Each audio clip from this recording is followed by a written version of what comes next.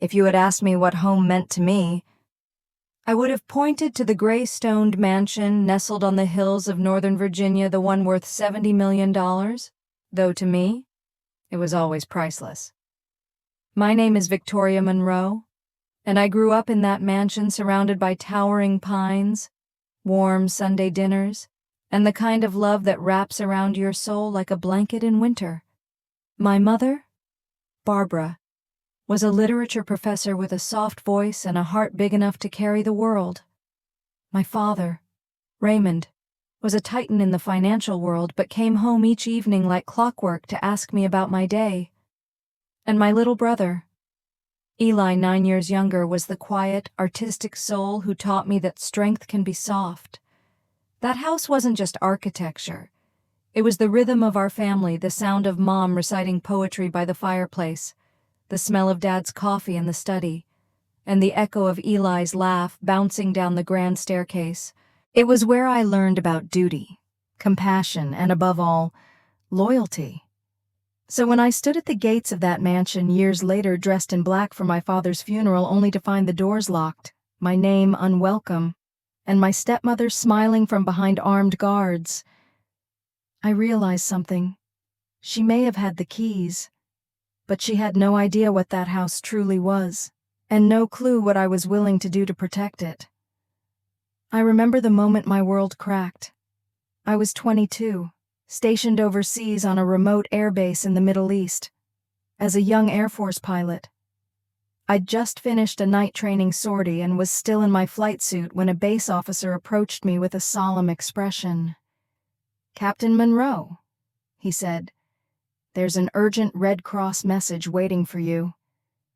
My heart dropped. I rushed to the communications office, hands shaking before I even picked up the phone. On the other end was my father. But it wasn't the voice I remembered. It was empty, fragile. "It's your mother, Victoria," he said. "She's gone. A drunk driver hit her car. She didn't make it. Time stopped. I couldn't breathe. I couldn't even cry at first. My body just froze as if refusing to accept what my mind already knew. My mother, my compass, my soft place to fall was gone. Forever." I flew home the next day under emergency leave, but walking through the gates of our mansion felt like entering a haunted place. The light in the windows didn't seem to shine as brightly. The air was heavier. It smelled the same lemongrass and lavender. Mom's favorite, but her presence was missing. Eli, only 13, ran into my arms the moment I stepped into the living room. He clung to me like a child drowning in an ocean too deep for his feet to touch the bottom. "She's not coming back, is she?" he asked me, eyes swollen from days of crying. I held him tight and whispered, "No, baby, but she's still with us. Here." I placed my hand over his heart, though I wasn't even sure I believed it myself. Dad, he looked like a ghost of himself. He sat by the fireplace, silent, staring into the flames like he was searching for something he'd never find again. The once powerful man who used to command boardrooms and lead multi-million-dollar deals now clutched Mom's silk scarf like it was the only thing keeping him from crumbling. I wanted to be strong for him, for both of them. But grief is a shapeshifter. It doesn't always hit you like a wave. Sometimes it's slow, creeping, like the way the sunlight didn't quite reach the corners of the grand foyer anymore. The funeral was held at the old stone church down the hill, the same one where my parents got married, where Eli and I had both been baptized. Now, it held Mom's casket, adorned in white lilies and roses, just as she had requested in her will. "No carnations," she used to say. "They smell like hospitals." I stood at the altar with Eli beside me, my military dress uniform stiff against my skin, unable to stop shaking. My father was there, but distant, as if part of him had already been buried with her. In the weeks that followed, the mansion was quieter than I had ever known it to be. Eli wandered around in silence, sometimes curling up in the hallway outside Mom's old reading room, holding the scarf she left behind. He stopped drawing, which scared me more than anything. My little brother, the boy who once turned every corner of the estate into a canvas, now looked at his sketchbook like it was filled with ghosts. I did my best to hold everything together. I extended my leave from the military and helped manage the household, spoke to lawyers, arranged for grief counselors for Eli. But Dad, he retreated. It started with the work. He dove into it obsessively. Then came the missed dinners, the empty study, the unopened letters. By the time I returned to active duty 3 months later, I was scared to leave my brother behind. "Promise me you'll keep drawing," I told Eli as I dropped him off at school one morning. "I'll try," he said, voice small, but it hurts. "V, I know," I replied, kneeling to meet his eyes. "But Mom wouldn't want that light in you to fade." That was the last time I saw him smile before everything changed again. Back on base, I tried to compartmentalize. Military life demanded it. You couldn't fly multi-million-dollar jets with a heavy heart. But I never stopped worrying about home. And then came the second call. It was my father. "Victoria, I've met someone." My grip on the phone tightened. "What do you mean, she makes things bearable again?" he said quietly. "Her name is Vivian." I said nothing. The silence stretched. "She understands what I've been through," he added. Like that would justify the impossible. I didn't argue. I didn't yell. But something deep inside me shifted that day. I had lost my mother, and I was about to lose my father, too. I tried to stay calm, tried to remind myself that grief does strange things to people. Maybe my father needed companionship. Maybe Vivian was a good person. Maybe, just maybe, she would understand that she was stepping into sacred ground. But all those hopes were crushed the moment I met her. She arrived at the mansion on a rainy afternoon in April. I had taken a few days off from the base to visit Eli. He was struggling at school, and I needed to make sure he was okay. When I pulled up the long driveway, I saw a sleek black car already parked outside. The kind of car that didn't belong to the understated grace of our home. The door opened, and there she was, Vivian. Tall, impeccably dressed, perfect blonde waves cascading over her shoulders like she'd just stepped out of a lifestyle magazine. She smiled at me like we were old friends. "Victoria, I've heard so much about you," she said, extending her hand like we were meeting at a charity luncheon, not in the home where my mother's memory still lingered. I didn't shake her hand. "Did you need something?" I asked, coldly. "Oh." She laughed lightly. "I'm here to see Raymond. He invited me to stay for the weekend." Stay. The word rattled in my skull like a warning bell. Stay as in, sleep here. In this house, Dad appeared behind her then, looking oddly nervous. I hadn't seen that expression on him since I was a teenager who crashed the family car. "V, please," he said. "Let's just sit down and talk." But I couldn't sit, couldn't breathe properly. Everything inside me was screaming. We sat in the formal living room, the one Mom used to keep pristine. Vivian looked around like she already owned the place. She complimented the chandelier, critiqued the color of the drapes, suggested lightening up the antique furniture. "She's a decorator," Dad said, trying to explain her assertiveness. "Convenient," I muttered. Vivian ignored the jab, or pretended to. That night, over a tense dinner, Dad told us the full story. He and Vivian had met at a corporate fundraiser. She was a consultant, helped him smile again. He said, "She had a daughter named Chloe, around Eli's age. She's very bright," Vivian added with pride, sharp as a whip. Eli remained silent, eyes locked on his plate. I knew that look. It was the one he used when he was trying not to cry. I couldn't blame him. A month later, Vivian and Chloe officially moved into the house. There was no grand ceremony, just boxes arriving, rooms being reassigned, portraits of my mother removed and replaced with modern art I'd never seen before.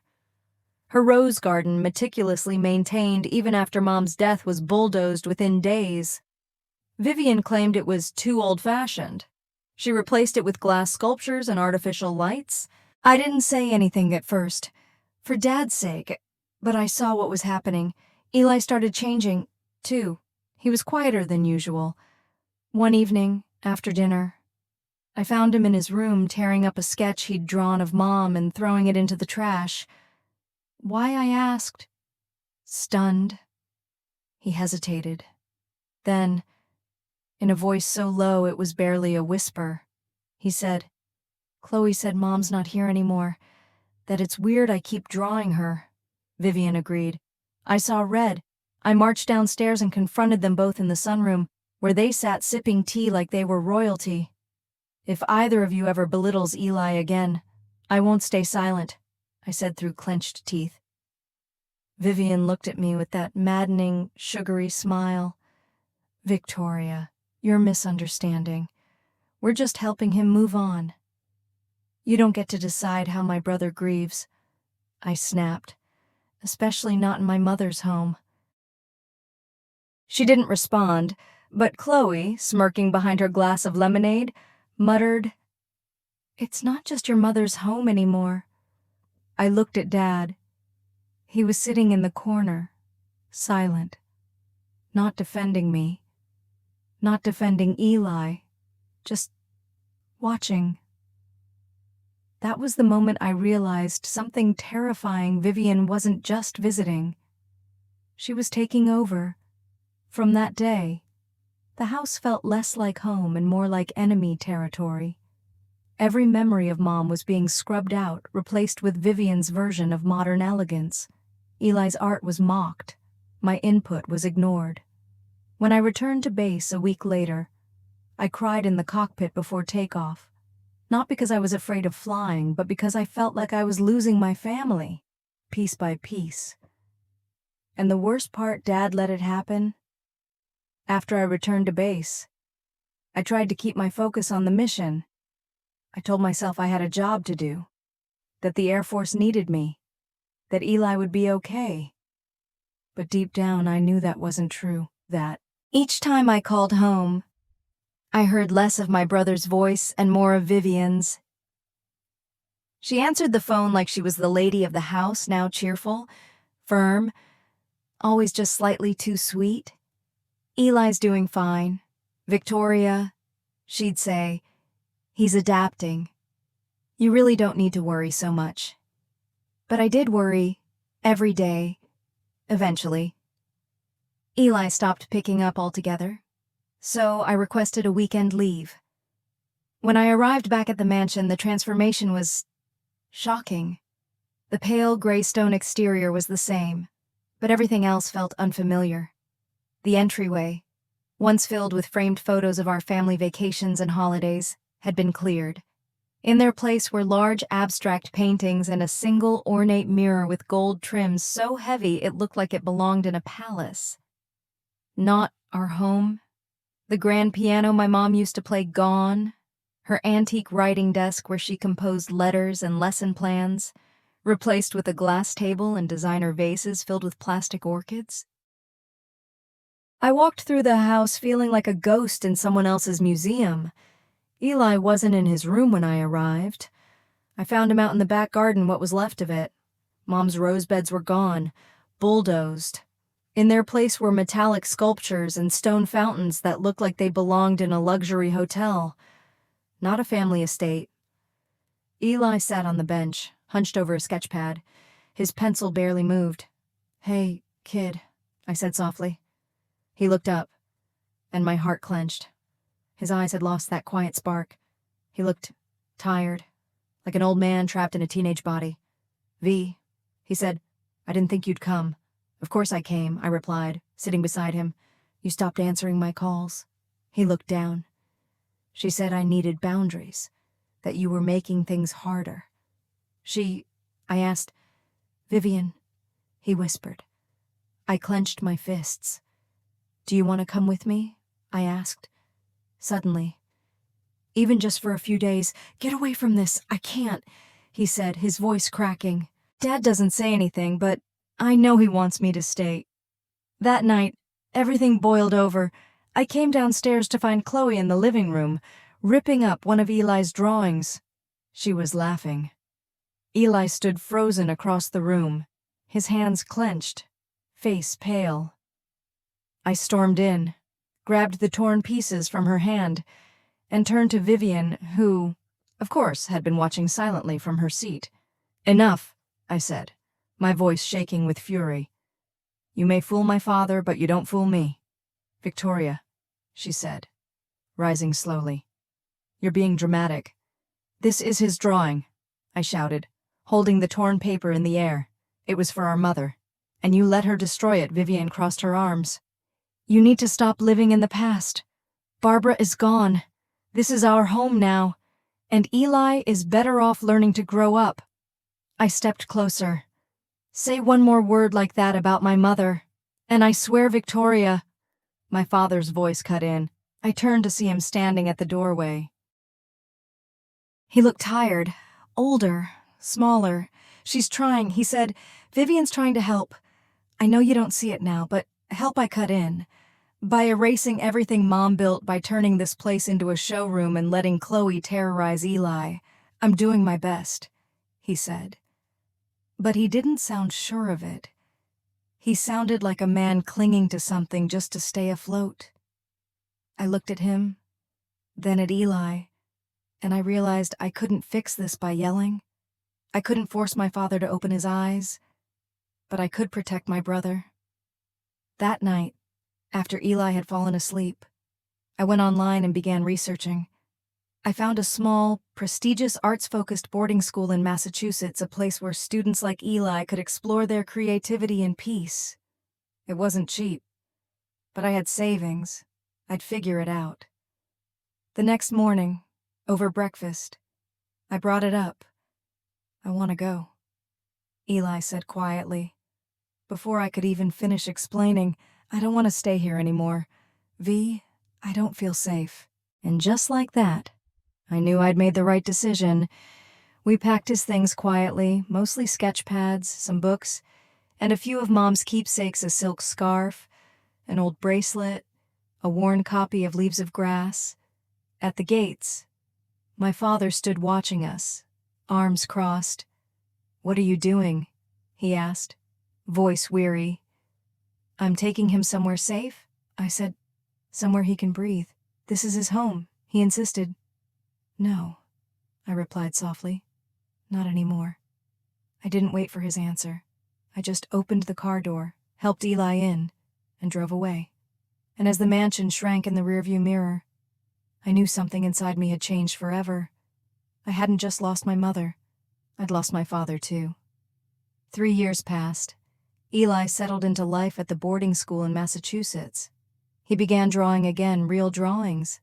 Not the haunted, half-erased things he used to hide in his room. He sent me sketches through the mail trees bending in the wind. A lake surrounded by fog. Once even a charcoal portrait of Mom. I framed that one and hung it above my desk at base housing. We talked weekly. I visited when I could. He was still quiet, but lighter, softer. He was healing. I, on the other hand, buried myself in work. The military gave me structure, purpose, and most importantly, a place where the past couldn't reach me. I rose through the ranks, became a team lead on joint operations, and eventually took a strategic post in D.C. If I couldn't fix my family, I'd fix what I could control. Serve, protect, follow orders, be useful. I told myself it was enough. Until that call came. It was a Tuesday, late autumn. The leaves outside my office window at the Pentagon had turned amber and crimson, and I had just sat down with a mug of bitter coffee when my personal phone buzzed. I almost ignored it until I saw the name Eli. I picked up immediately. "Hey, little man. Everything okay?" His voice was shaky, quiet. It's Dad. He's sick, really sick. My stomach dropped. Who told you that a man named Mr. Cartwright? He said he's one of Dad's old friends. He couldn't get through to you, so he called the school. Said Dad has terminal cancer, liver, final stages. I didn't speak. Victoria Eli's voice broke. Why didn't anyone tell us I stood, my legs already moving, pacing in tight circles? I don't know, I'll find out. I'll take emergency leave. I'll go. Can I come? He asked. No, not yet. Let me see what's going on first. If it's true. I didn't finish the sentence. That night, I packed a single bag and caught the first red-eye flight to Virginia. I didn't sleep. I sat upright the entire time, eyes locked on the clouds outside the window, bracing myself for what I might find. When I landed, it was raining fitting. Somehow. The clouds hung low and heavy over the hills as I drove to the mansion. The gates were locked, and standing just inside, beneath a perfectly tailored umbrella, was Vivian. Her smile was practiced, polished. "Victoria," she said smoothly. "You came?" I stepped out of the car. "Where is he?" She tilted her head, resting. "I'm not here to chit-chat. Vivian, I'm his daughter. Let me in. I understand you're upset," she said, her voice like butter over a knife. "But the doctor said Raymond shouldn't be disturbed. He's very weak." I took a step forward. The guards flanking the gate, 2 men I didn't recognize, moved slightly. I clenched my fists. "Don't do this," I said. "I'm not leaving until I see him." Vivian looked at me for a long moment, then sighed. "I'll call you when he's feeling better," she said, and turned away. They locked the gate behind her. I stood in the rain for nearly an hour, paralyzed with rage. Finally. I got back in my car, drove to the nearest parking lot, and called the local police. "Fairfax County Dispatch," a woman's voice answered. "My name is Captain Victoria Monroe." I said, "My father is terminally ill inside 1427 Oakwood Road, and I am being illegally denied access by a woman who is not his legal guardian." 10 minutes later, a squad car arrived. 2 officers, 1 male, 1 female, approached me with calm professionalism. I explained everything. They nodded, took notes, and approached the gate. Vivian opened it with theatrical concern. "Oh, officers, is something wrong?" They explained my rights, that I was family, that unless a medical directive said otherwise, I was allowed inside. Vivian hesitated. Then she smiled again. "Of course," she said sweetly. "It was just a misunderstanding." She opened the gate. I walked through, head high, heart pounding, inside the mansion. Everything felt hollow, like a stage set, beautiful, but empty of warmth. The scent of perfume hung in the air, Vivian's, heavy and artificial. The hallways echoed with silence. I was led upstairs where 2 nurses waited outside a closed bedroom door. When I entered, I nearly fell to my knees. Dad was a shadow of himself, thin, pale, his once commanding voice reduced to a whisper. "V," he rasped. "My girl." I took his hand. Tears blurred my vision. "I'm here. Dad, I'm here."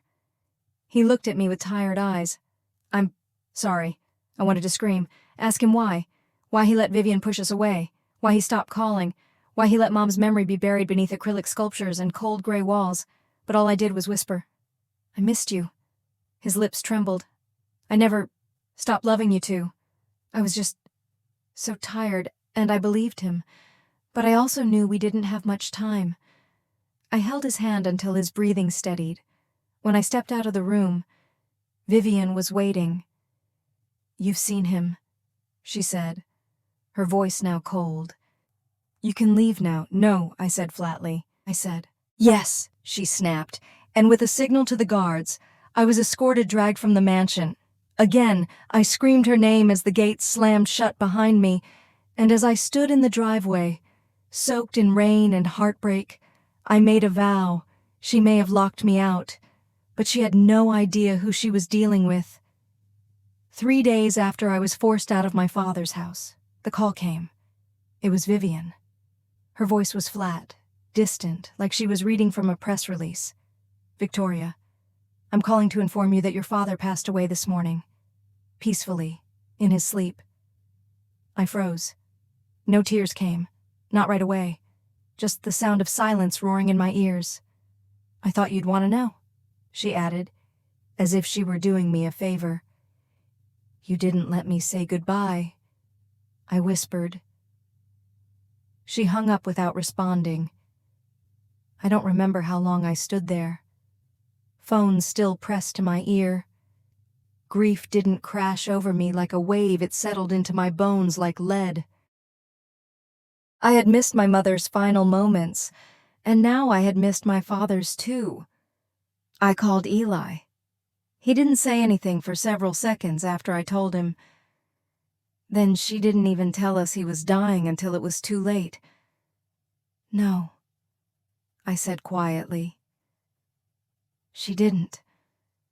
We met in Virginia 2 days later, at the small stone church where our parents were married, the same church where Mom's funeral had been held years before. Eli was taller now, leaner, his hair shaggier, but his eyes were still that same deep, thoughtful shade of gray, and they were red from crying. We sat in the back of the church, watching people file in, businessmen, colleagues, old friends of my father's. Not one of them seemed to know what had really happened in those last months. They nodded politely at Vivian and Chloe, who stood at the front like perfect porcelain statues of grief. Vivian wore black silk. Chloe looked bored. When the service ended, I walked slowly toward the casket. My father lay motionless, dressed in his favorite charcoal suit. His face was serene, but I saw the lines of exhaustion even in death. "I'm sorry, Dad," I whispered, laying my hand over his. "I should have fought harder." Eli stood beside me, silent. I could feel his small hand wrap around mine. We didn't stay for the reception. Instead, we drove to the mansion, not to reclaim it, not yet, but to collect a few keepsakes. Maybe Dad's old notebook, the watch he wore every Sunday, something to hold on to. But when we arrived, the gates were locked again. Vivian stood at the front porch, arms crossed, Chloe beside her.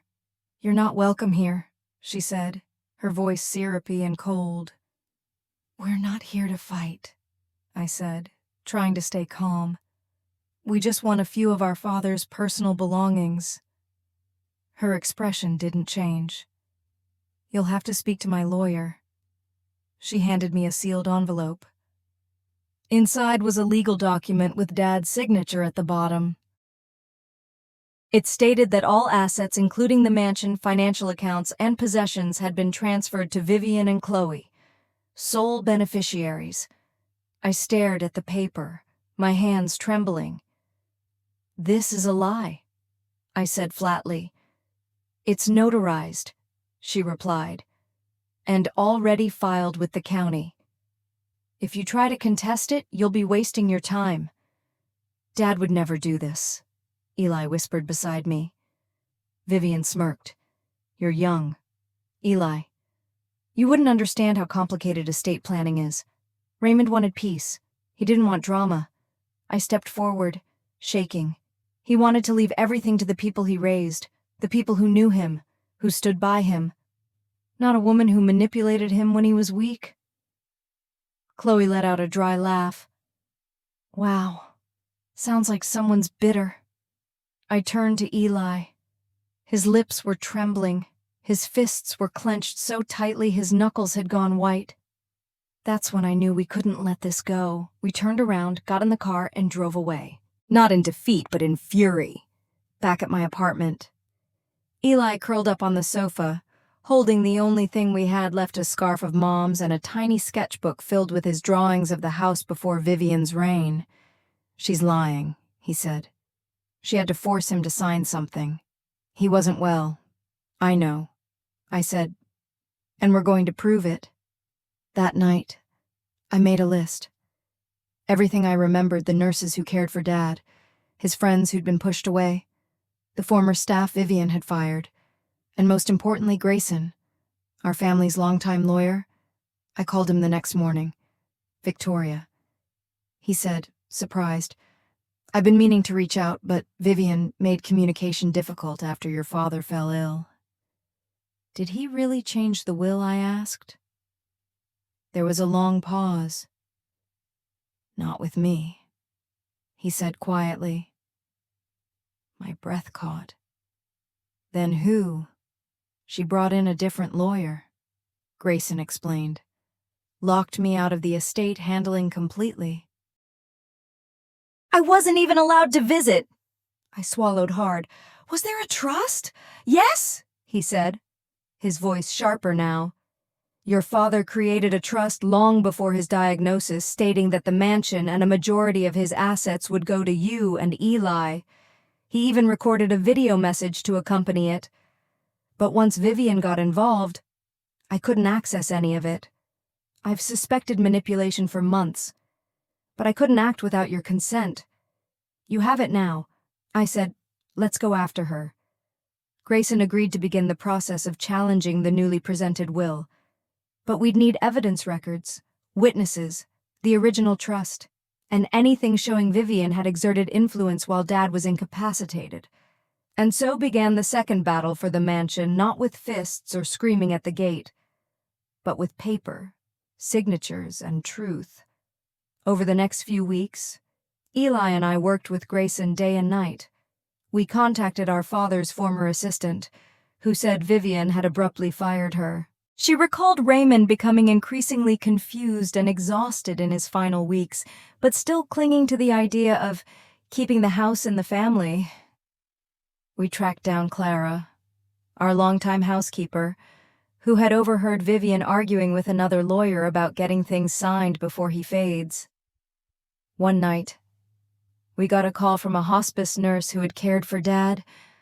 "I probably shouldn't tell you this," she said cautiously, "but your father, he seemed pressured. I saw him signing documents with Vivian, watching him like a hawk. He looked lost, piece by piece. The picture became clearer. Vivian had manipulated a dying man. And now, we were going to take everything back. But more than the property, more than the inheritance, we wanted justice for the time she stole from us. For the goodbye I never got to say.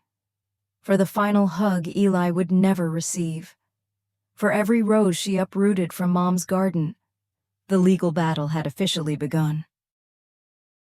Grayson filed a motion to contest the will presented by Vivian, claiming that it was likely forged or signed under duress. But in the eyes of the court, suspicion wasn't enough. We needed hard proof, a paper trail, witnesses, and most importantly, the original trust Dad created. "We're not just fighting a will," Grayson told us, leaning forward over the conference table in his office. "We're fighting time, memory, and manipulation. But I've seen cases like this before. And when there's truth, there's a way. The first step: find the trust." Grayson had once helped Dad set it up, but Vivian had locked him out of estate matters after the diagnosis. Every document related to the estate was now in the hands of Charles Whitaker, the high-profile lawyer Vivian had hired. Whitaker was ruthless, polished, the kind of man who smiled while crushing you in court. We needed another way in. I started calling people, anyone who had worked with my father in his final year. His former driver, Victor, remembered Vivian insisting on handling all of Dad's appointments herself toward the end. She'd even started using his phone to respond to texts. He seemed tired all the time. Victor told me, but still sharp when I drove him. I don't think he knew what she was doing. That matched what Clara, our former housekeeper, had said Vivian watched over him like a hawk. He wasn't allowed to talk to old friends.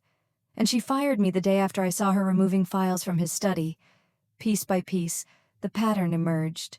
Vivian had isolated him, cut off communication, controlled access. It was elder abuse disguised as caregiving. One night, Eli and I sat on the floor of my apartment, surrounded by notebooks, printed emails, voice memos, and witness statements. He looked exhausted, but focused. "V," he said, "what if we don't find it? What if she destroyed the trust? She can try to erase paper." I replied, "But she can't erase truth."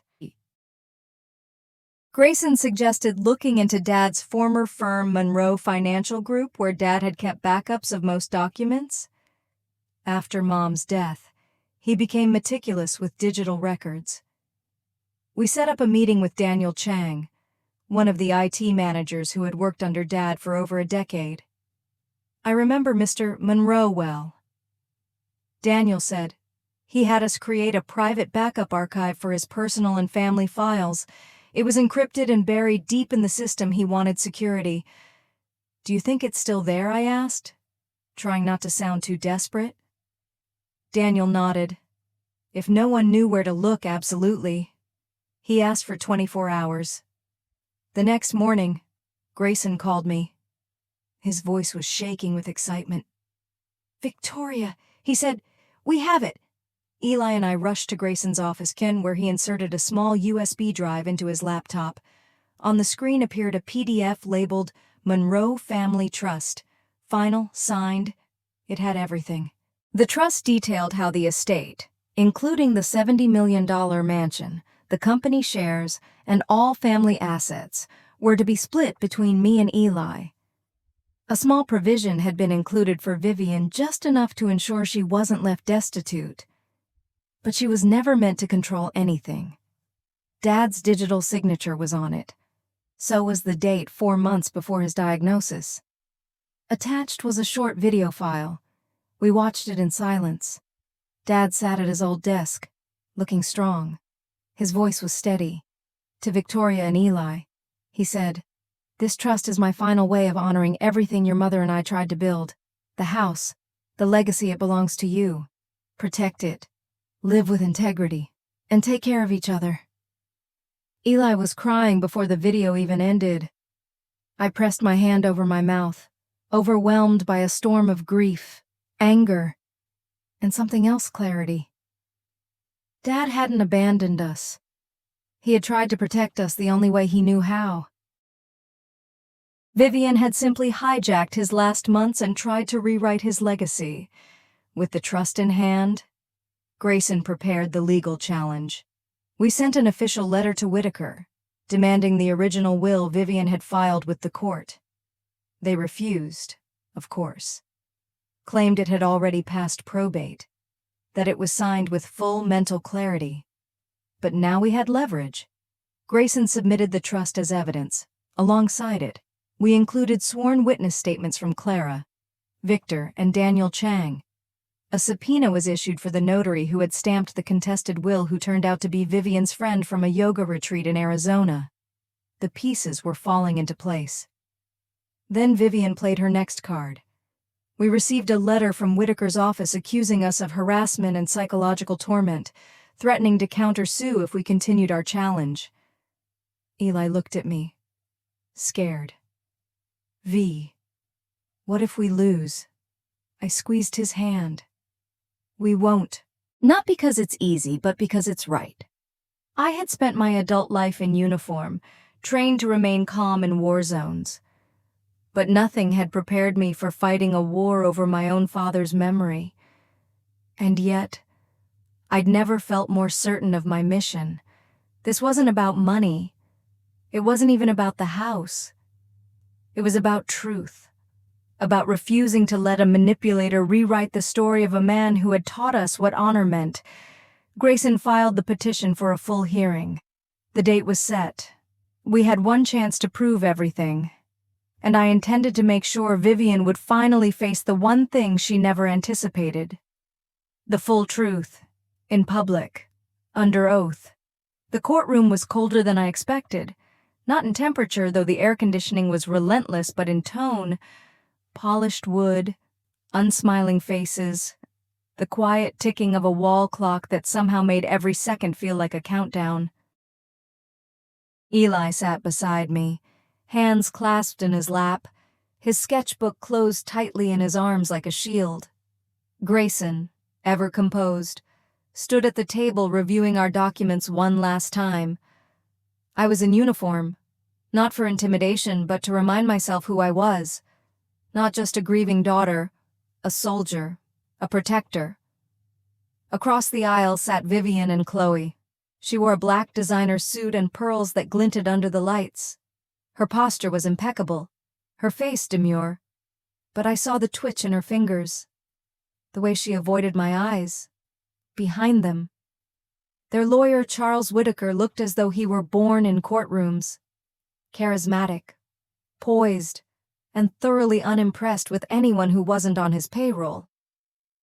The judge entered, court came to order, and the battle began. Whitaker opened by presenting the will Vivian had submitted clean. Official? Notarized. He insisted that it reflected Raymond Monroe's clear and loving final wishes, and that any claims to the contrary were emotional speculation driven by grief. He painted Vivian as a widow generous, heartbroken, wrongfully accused.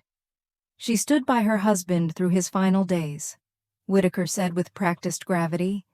While others were absent, she provided comfort and care. My fists clenched, but I didn't speak. Grayson did. He laid the foundation slowly, methodically detailing Raymond's history of estate planning, his long-standing trust with Grayson, and the sudden exclusion of Grayson during the last year of his life coinciding precisely with Vivian's takeover. Then came the evidence. First, Clara's sworn affidavit, stating she'd been dismissed after witnessing Vivian remove estate files and restrict visitors. Second, Victor's testimony, confirming that communication with Raymond was tightly controlled near the end. Third, the IT backup Daniel Chang's records and sworn verification that the family trust had been stored securely before Raymond's illness. And then, the keystone. Grayson inserted a USB drive into the court's system. The screen lit up with a frozen frame of my father alive, alert, seated at his desk. The judge gave a nod. Grayson pressed play. Dad's voice filled the courtroom. To Victoria and Eli, he said, steady and clear, "This trust is my way of preserving what matters. The house, our family, our values. It belongs to you two, always." No one moved, not even Vivian, when the video ended. Eli wiped his eyes with his sleeve. I looked across the aisle. Vivian's face was blank, but her fingers were shaking. Whitaker stood slowly. "Your Honor, this video is emotional but irrelevant. Mr. Monroe may have intended such a trust at one point, but it was never formalized." Grayson smiled. "Actually, it was..." And here's the document digitally signed, time-stamped, and verified by third-party encryption software, as confirmed by our forensic analyst. He handed over a printed copy to the judge. Silence. Then the judge spoke. And what of the new will submitted by Ms. Vivian Monroe Grayson didn't flinch. "We request its authenticity be reviewed. The notary listed as a personal acquaintance of Ms. Monroe, not a registered independent. Furthermore, the date of this new will falls during a period in which Mr. E. Monroe was under palliative care, with testimony indicating cognitive decline." The judge nodded. "I will require handwriting analysis and verification from the registrar's office." Vivian finally spoke. Her voice cracked ever so slightly. "Raymond wanted peace. He didn't want conflict between his children and me." Grayson responded gently but firmly. "Then perhaps he should have been allowed to make that clear without manipulation, isolation or coercion, or..." The rest of the hearing played out in slow motion. Experts were brought in, doctors, nurses, caregivers, all confirming that in his final weeks, my father's lucidity was inconsistent. Some recalled him signing documents he didn't seem to fully comprehend. By the end of the second day, the court had heard enough. The judge returned after a short recess, looking exhausted. "I have reviewed the evidence, including the authenticated video and the family trust documentation," she said. "It is the opinion of this court that the trust established by Raymond Monroe prior to his illness reflects his true and legally binding wishes." Vivian sucked in a breath. Chloe's face turned white.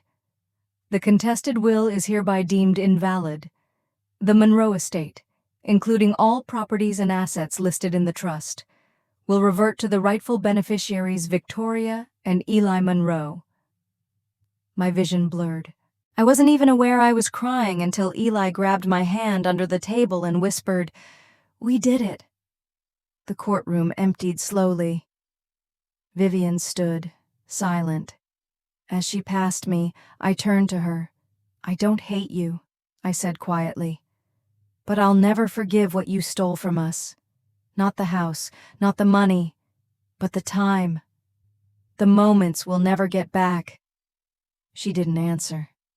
She simply walked out, Chloe trailing behind her. They never looked back. But we did. Not to mourn, to rebuild. The day we stepped back into the mansion, it was raining, but it wasn't the same kind of rain that had greeted me the day I was locked out. That day, the sky had been heavy with grief and fury. Today, the clouds felt gentler, cleansing, almost. Eli and I stood at the gates for a long moment before pushing them open. No more guards. No more lock codes we didn't know. No more barriers. Just home.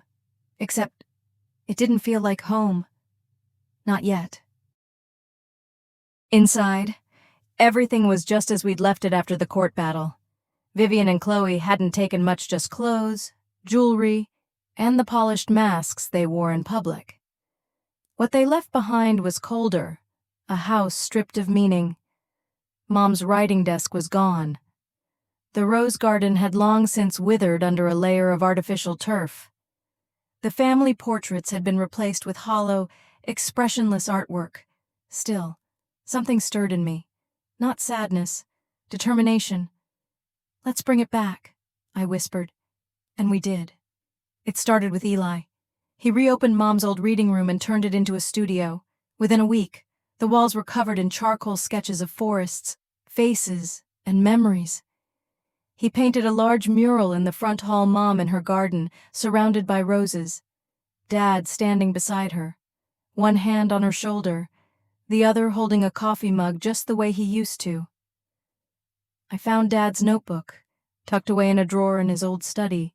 The pages were filled with quotes, business notes, and long entries about Mom, how he missed her, how he felt lost, how he hoped Victoria and Eli would find their way back to each other someday. I wept when I read that. We didn't just restore the mansion. We redefined it. After long conversations, Eli and I agreed we wouldn't live here. The house was too big, too full of echoes, but it wasn't meant to be silent anymore. So we made a decision, one that felt truer to Mom and Dad's spirits than anything else. We turned the mansion into the Monroe House Center for Arts and Leadership, a nonprofit for underprivileged youth, a safe space where kids could learn to draw, write, speak, and lead, where they could sit under the skylights and paint their pain into beauty, where they could feel seen. Mom would have loved that. Dad would have been proud. I used my military experience to set up leadership workshops, mentorship programs, and even scholarship pipelines for students interested in public service. Eli ran the art and storytelling side. He taught drawing classes, organized poetry nights. One afternoon, I caught him sitting with a group of kids, reading Leaves of Grass, just like Mom used to. He looked up at me and smiled, really smiled for the first time in years. "Think they would have liked this?" he asked. "I think they would have loved it," I said, placing a hand on his shoulder. We held an official reopening ceremony 6 months later. The mayor showed up. So did several of Dad's old colleagues.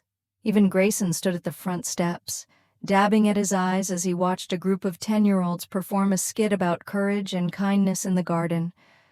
The same garden where Mom's roses bloomed again. Eli had replanted them, petal by petal. After the crowd left, Eli and I stood on the balcony overlooking the estate. Below us, children laughed and ran across the field. Music played softly through open windows. Light danced off the old chandelier we'd restored in the dining hall. This place used to be full of ghosts. Eli said quietly, "Now it feels alive." "It is alive," I replied, "because we remembered what it was built on. Not wealth, not marble floors or chandeliers or estate titles, but love, loyalty, and the strength to fight for both. There were still hard days. I still missed Dad, sometimes.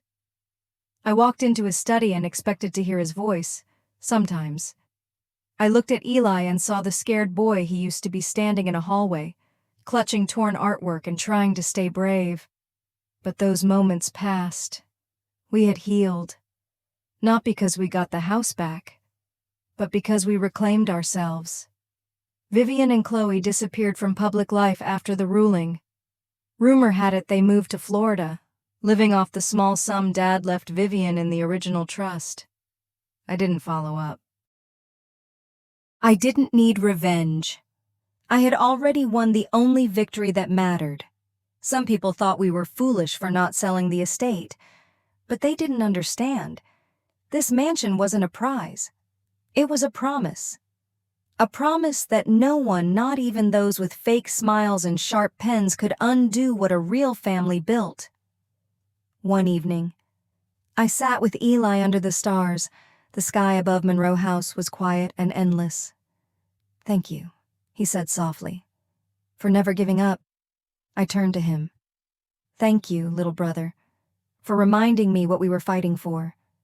And in that moment, I felt something I hadn't felt in years. Peace.